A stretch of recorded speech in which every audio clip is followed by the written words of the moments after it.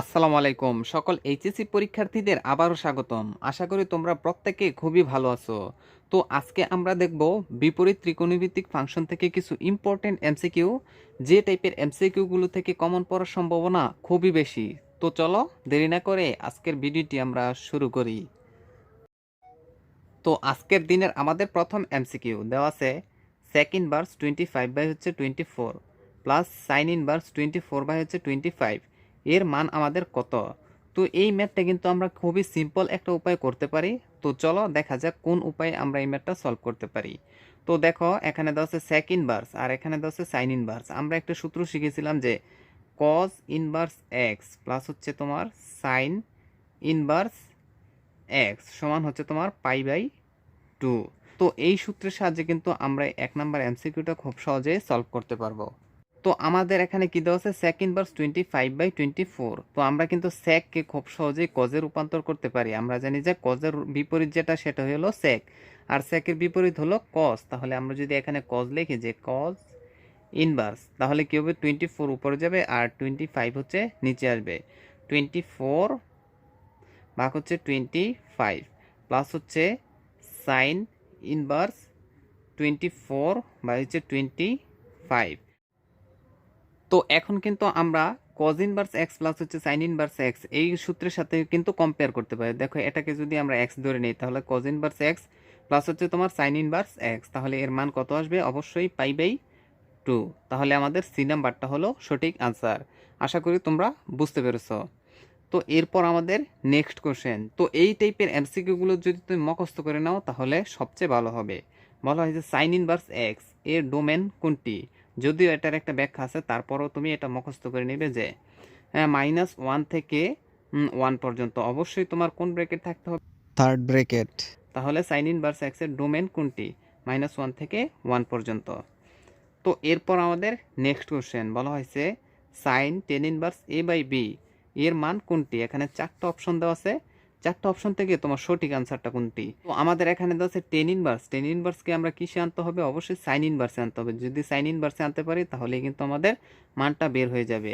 তাহলে আমরা ত্রিভুজ দিয়ে এটা সলভ করি। তো এখানে দেখো টেন মানে কি? টেন মানে হচ্ছে লম্ব বাই ভূমি, অর্থাৎ a/b। তাহলে আমাদের অতিভুজের মানটা বের করতে হবে। অতিভুজের মান হবে যে a square plus B square. তাহলে এখান থেকে কিন্তু আমরা সাইনের মানটা পেয়ে গেলাম যে সাইন ইনভার্স কি হবে? a/√a square plus B square. তো এখানে জাস্ট আমরা এই মানটা বসিয়ে দিব যে sine sine inverse a/√a square plus B square. তো দেখো সাইন ইনভার্স আর সাইন আমরা যদি কাটি তাহলে থাকে a/√a square plus B square. তাহলে আমাদের এ নাম্বারটা হলো সঠিক আনসার। আশা করি তোমরা বুঝতে পেরেছো। তো এরপর আমাদের নেক্সট কোশ্চেন বলা হয়েছে cos θ = -12 সমীকরণের সমাধান কোনটি। তো এখানে cos θ এর মানটা কি দেওয়া আছে? ঋণাত্মক, অর্থাৎ cos θ = cos α দেওয়া আছে। তাহলে আমরা যে সূত্রটা ব্যবহার করি সেটা হলো প্রথমে আমাদের কি করতে হবে? একটু সিম্পলিফাই করতে হবে। তো আমরা লিখতে পারি যে cos θ = cos 2π/3, কারণ আমরা জানি যে cos 120 ডিগ্রির মান হচ্ছে তোমার -12। তো দেখো এখন আমাদের cos θ সমান কি আসছে? cos α। তাহলে আমাদের সূত্রটা ছিল যে 2n পাই প্লাস মাইনাস তোমার আলফা, অর্থাৎ 2π/3। এটাই আমাদের সঠিক আনসার। আশা করি তোমরা বুঝতে পেরেছো। তো তোমার থিটার মানটা কোনটা হবে? অবশ্যই 2n পাই প্লাস মাইনাস 2π/3, এটাই আমাদের সঠিক আনসার। তো এরপর আমাদের নেক্সট কোশ্চেন বলা হয়েছে cot into sine inverse 2 plus sec inverse half এর মান কোনটি। তো এটা কিন্তু হুবহু তোমার 1 নাম্বারটার মতো আমরা সলভ করতে পারি। তো এখন আমরা কি লিখবো যে cot into sine inverse 2 plus, দেখো সেককে আমরা কি লিখতে পারি? সেককে অবশ্যই আমরা cos লিখতে পারি যে cos 2। তো এখন আমরা কিন্তু আমাদের কোন সূত্রটা পড়েছে যে sign inverse x plus cos inverse x, এটা এর মান আমাদের ছিল যে π/2। তো দেখো এর মান কত হবে? অবশ্যই π/2। তো cot π/2, cot π/2 এর মান কিন্তু তোমার 0। কট পাই বাই 2 মানে হচ্ছে তোমার কত 90 ডিগ্রি, আর কট 90 ডিগ্রি মান হচ্ছে তোমার 0, আর এটাই আমাদের আনসার। তো এই নাম্বারটা আমাদের সঠিক আনসার। আশা করি তোমরা বুঝতে পেরেছো। তো এরপর আমাদের নেক্সট কোশ্চেন বলা হয়েছে sine square into cos inverse 1/√3। তো বলা হয়েছে এর মান কত। তো চলো আমরা এর মানটা বের করি। তো আমরা কিন্তু সাইন স্কোয়ারে লিখতে পারি 1 minus cos square theta, cos inverse 1/√3, এটার মান কিন্তু এটা হলো আমাদের থিটা। তো এখন আমরা কি লিখবো যে 1 মাইনাস, দেখো কজ ইনভার্স আর কজ কিন্তু কাটা হয়, তাহলে 1/√3 উপর যদি স্কোয়ার থাকে তাহলে আমরা লিখতে পারি যে 1/3। তো এখন আমাদের মানটা কত আসবে, যে তো আলটিমেটলি আমাদের মান আসে যে 2/3। তো সি নাম্বারটা আমাদের সঠিক আনসার। আশা করি তোমরা বুঝতে পেরেছো। তো এরপর আমাদের নেক্সট কোশ্চেন বলা হয়েছে sine theta plus 1 equal to 0 হলে থিটা এর মান কত। তো চলো আমরা এটাকে একটু সিম্পলিফাই করি যে সাইন থিটা আমাদের আসে যে -1। তো আমরা কি শিখেছিলাম যে সাইন থিটার মান যদি তোমার কি হয় -1 হয়, তাহলে আমাদের সূত্রটা হবে যে 4n - 1 ইন্টু π/2, যেখানে n তোমার হলো পূর্ণ সংখ্যা। তো এটাই আমাদের আনসার। তো এরপরের এমসিকিউটা কিন্তু একই টাইপের। বলা হয়েছে 2 cos θ - 1 ইকুয়াল টু 0 হলে থিটা এর মান কত।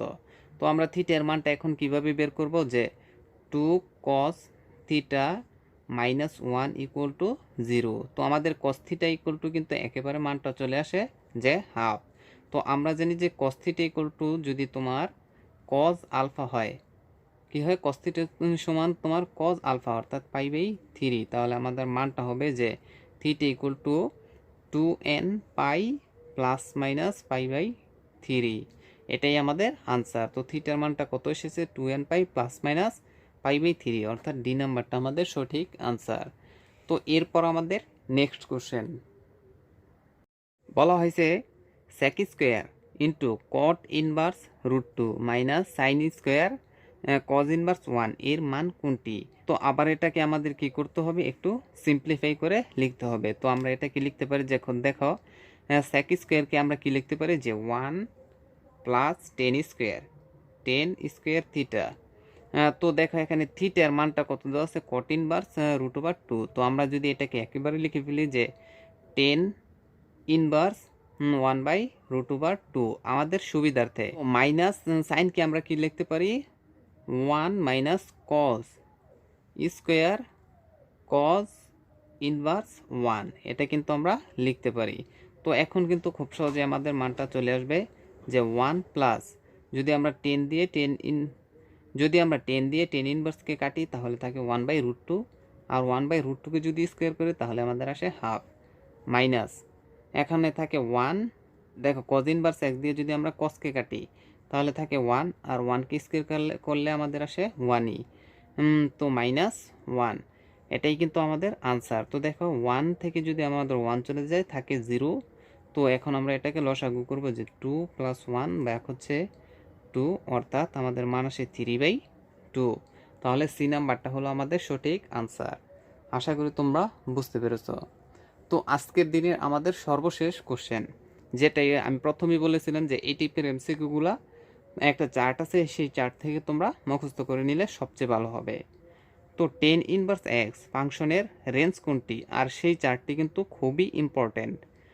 tan ইনভার্স x ফাংশনের রেঞ্জ কোনটি। তো tan ইনভার্স x ফাংশনের রেঞ্জ হলো তোমার -π/2, π/2, অর্থাৎ এটা আমাদের আনসার। আর অবশ্যই ফার্স্ট ব্রেকেট হবে।